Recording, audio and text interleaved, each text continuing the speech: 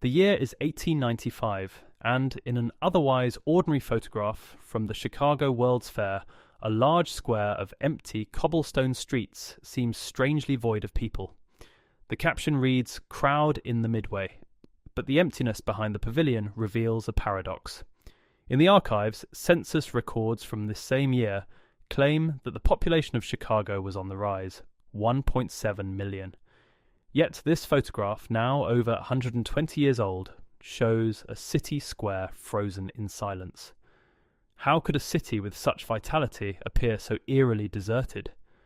The grain of the photograph clings to this anomaly, yet the official account holds firm. The fair was a spectacle of progress, a beacon of the industrial age. But what if these crowds were curated, staged? What if the silence behind the pavilion points to something far darker, an earlier civilization now erased? What if the real history of this city was never meant to be seen?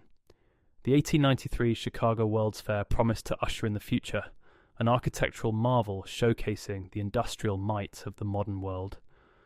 The event's centre was the grand neoclassical White City, a beacon of enlightenment and scientific progress. 600 acres of exhibition space, 200 buildings constructed in just 2 years. The official narrative speaks of American ingenuity, of Daniel Burnham's architectural vision made manifest through sheer determination and modern construction techniques. Yet, amid the glittering facades of steel and stone, photographs tell a different story. Wide boulevards stretch empty in frame after frame. The Court of Honor, designed to hold hundreds of thousands, appears deserted in images labelled peak attendance. Census data from Chicago claims rapid population growth throughout the 1890s, surging from 1.1 million in 1890 to 1.7 million by 1900. The numbers suggest a bustling metropolis. The photographs suggest something else entirely. Long exposure times, historians explain, required subjects to remain still. Moving crowds would blur into invisibility. A reasonable explanation. But then, why do the buildings appear so sharp, so impossibly detailed? Why does every architectural element remain crystal clear while human presence vanishes? The fair's own records document daily attendance figures in the hundreds of thousands. The photographs show vast emptiness. Both cannot be entirely accurate. Chicago's transformation from frontier town to metropolis occurred with stunning speed. By the turn of the 20th century, the city's skyline bristled with architectural wonders that seemed to defy the timeline of construction. The Monadnock building, completed in 1891, rose 16 stories without a steel frame, the tallest load-bearing brick structure ever attempted. The Masonic Temple, finished in 1892, claimed the title of world's tallest building at 22 stories. These monuments appeared almost simultaneously, their completion dates clustering around the World's Fair with suspicious synchronicity. Construction records from the period raise questions. The Auditorium building, containing a 4,300-seat theatre with perfect acoustics, was completed in 1889 after just 3 years of work. Its ornate interior featured intricate plasterwork, detailed murals, and advanced mechanical systems, all accomplished in an era when construction typically moved at a glacial pace. The building's architects claimed to employ 4,000 workers at the project's peak, yet photographs of the construction site show empty scaffolding, devoid of the human activity such numbers would suggest.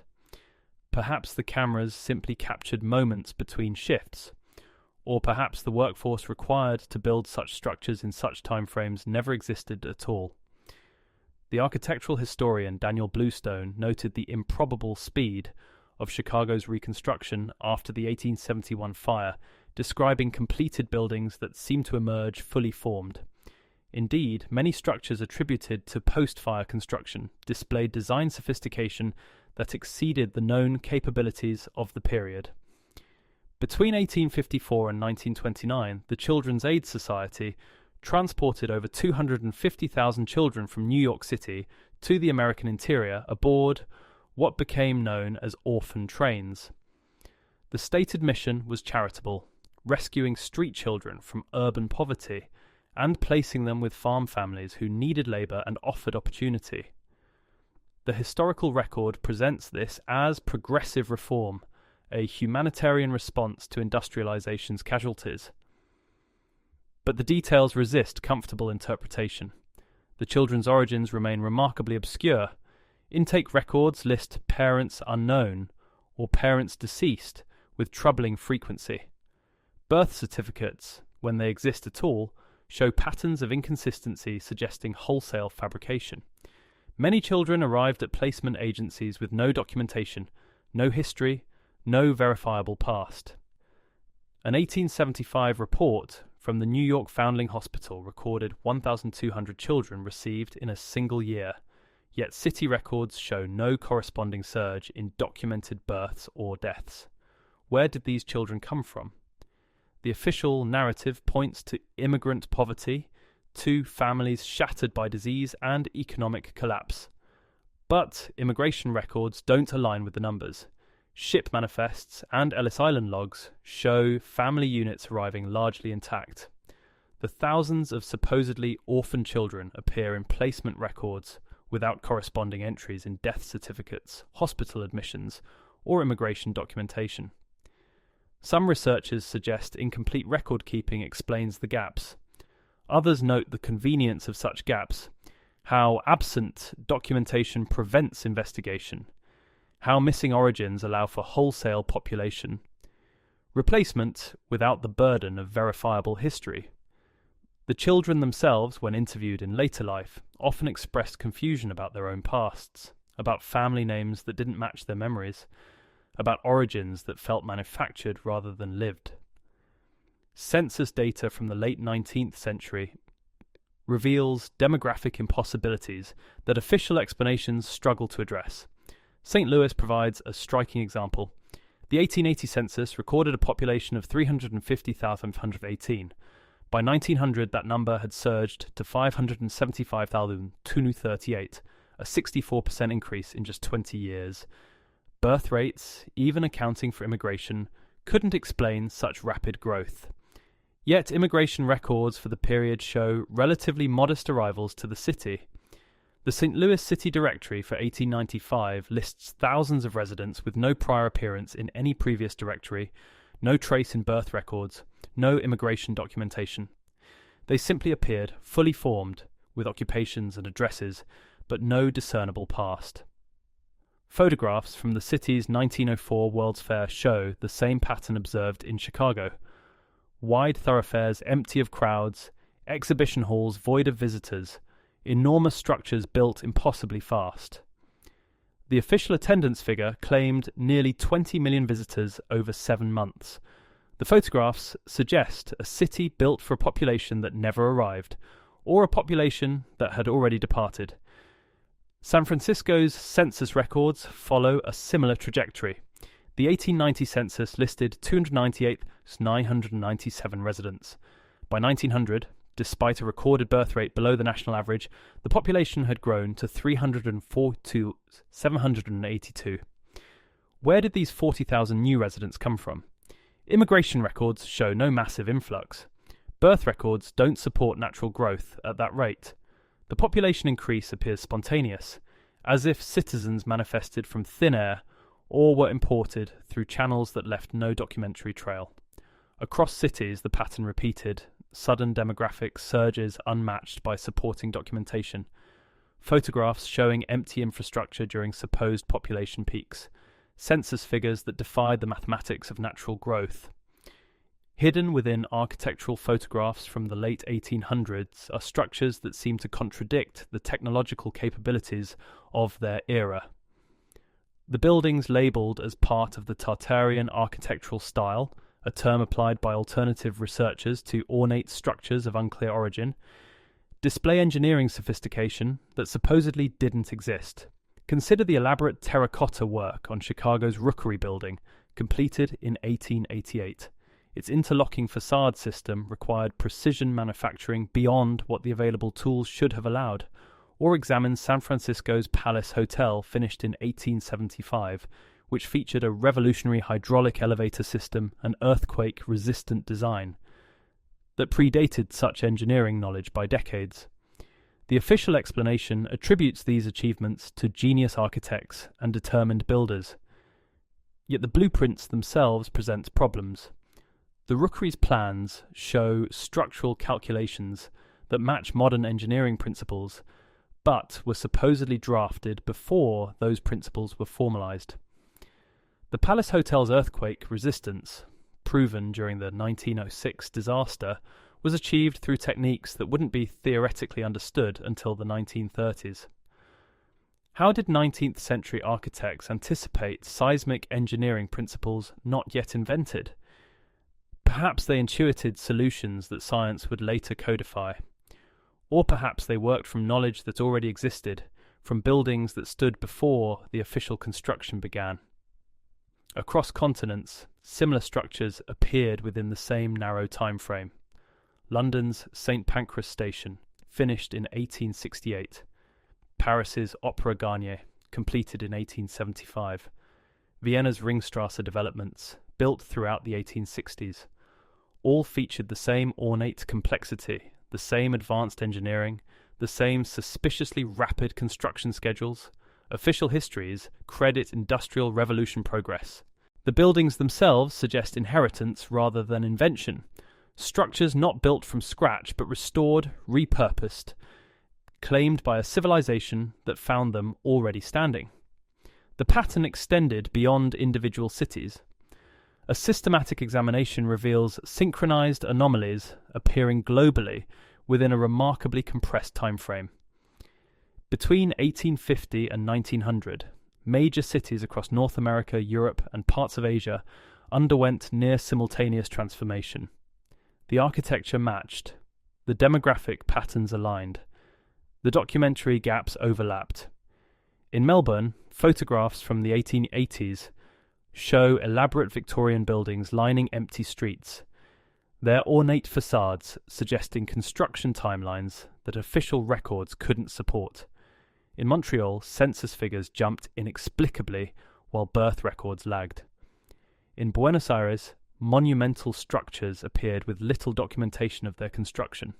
Each city's anomalies could be dismissed individually as record-keeping failures, photographic quirks, or estimation errors. Together, they suggested coordination. The same building styles appeared in cities separated by oceans. The same orphan placement systems emerged across continents. The same census irregularities manifested in countries with different record-keeping traditions. The synchronicity was too precise to be coincidental. World's Fairs provided a particularly striking example. Between 1851 and 1915, over 100 international expositions were held across the globe. Each featured massive temporary structures built impossibly fast, then demolished completely, leaving almost no physical trace. The official explanation, plaster and wood staff construction, designed for temporary display. But photographs reveal buildings of stone appearance, with structural details suggesting permanence rather than temporary facade. The 1893 Chicago Fair, the 1904 St. Louis Exposition, the 1915 San Francisco Fair all showed the same pattern. Enormous architectural complexes appearing within 18 months, hosting millions of visitors according to official counts, yet photographing consistently empty, then vanishing entirely within months of closing. What if these weren't temporary constructions at all?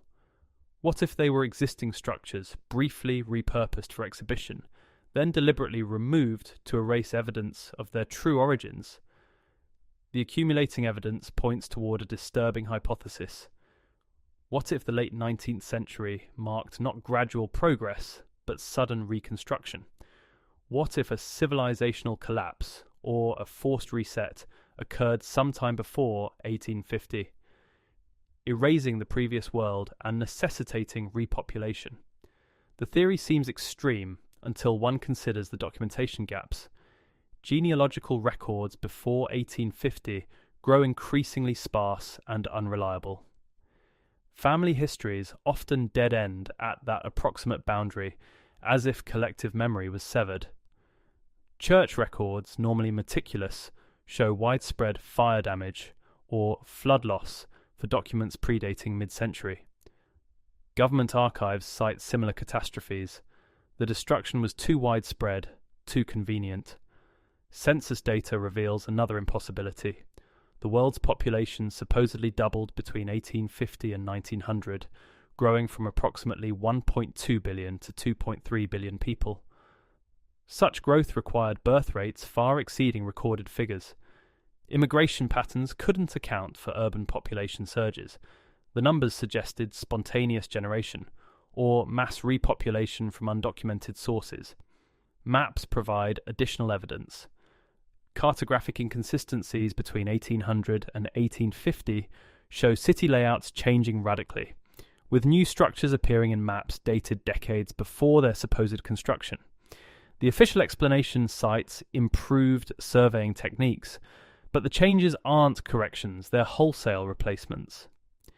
Entire city blocks appear or disappear between map editions. Perhaps the catastrophe was environmental, a global disaster that shattered infrastructure and decimated populations. Perhaps it was war, and conflict so total that victor and vanquished agreed to erase its memory.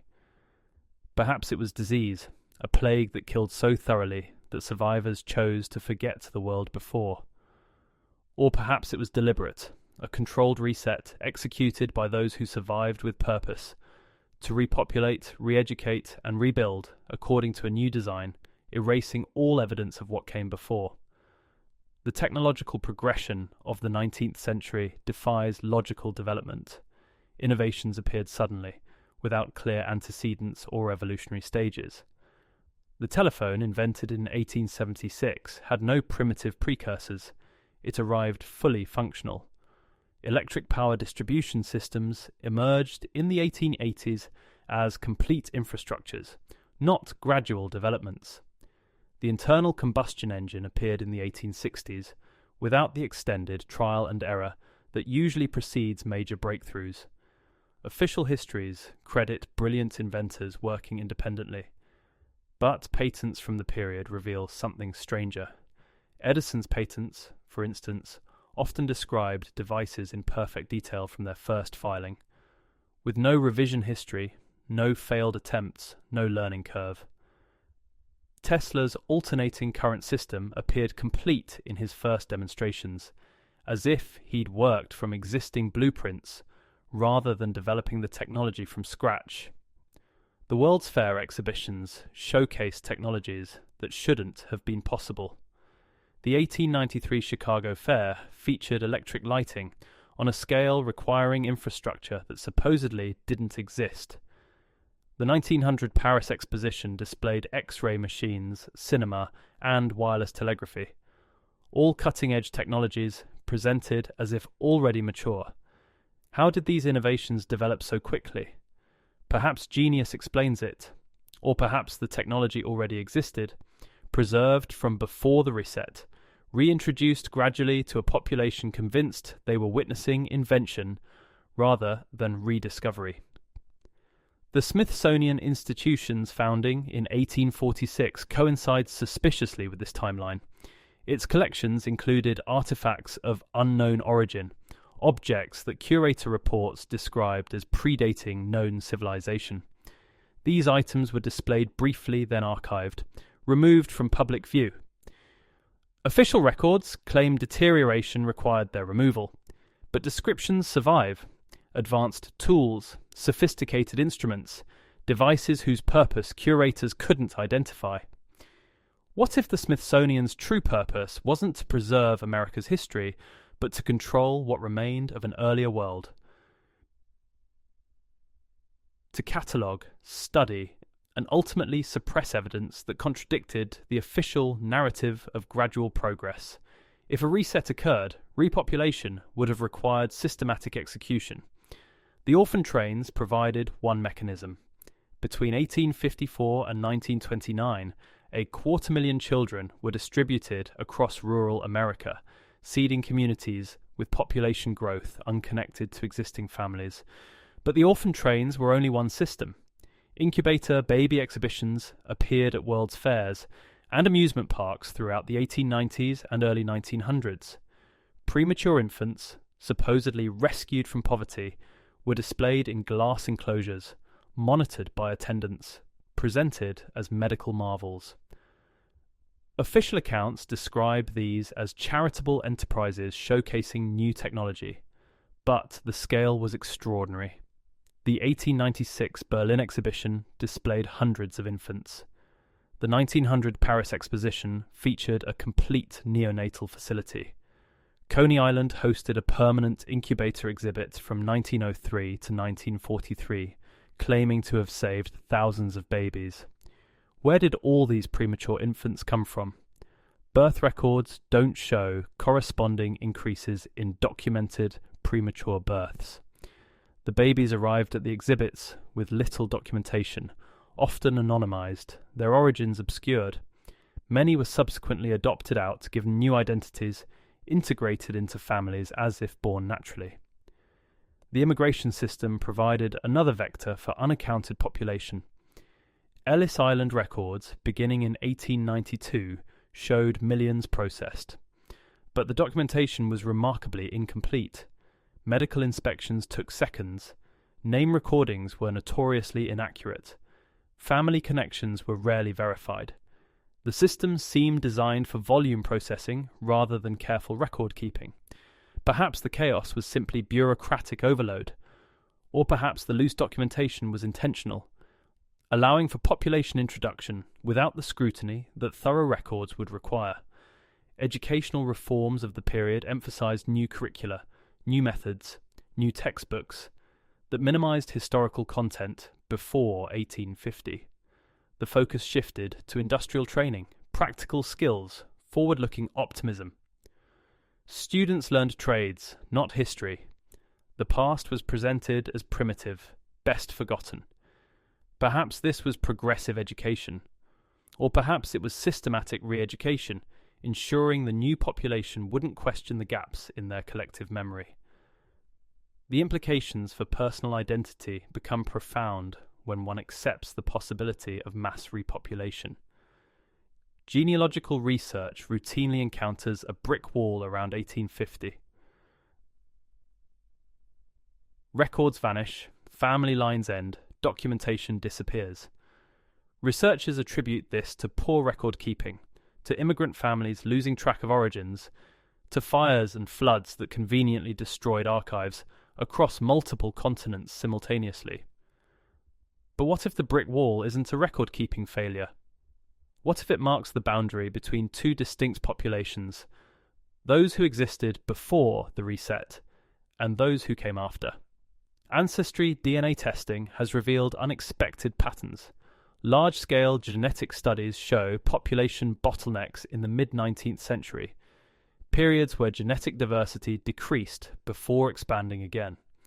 The scientific explanation cites disease and migration, but the timing aligns too precisely with the architectural, demographic, and documentary anomalies. Family histories often contain strange gaps. Great-great-grandparents who arrived from the old country, but whose origins remain vague. Ancestral occupations that don't match skill patterns in subsequent generations. Family names that change without explanation.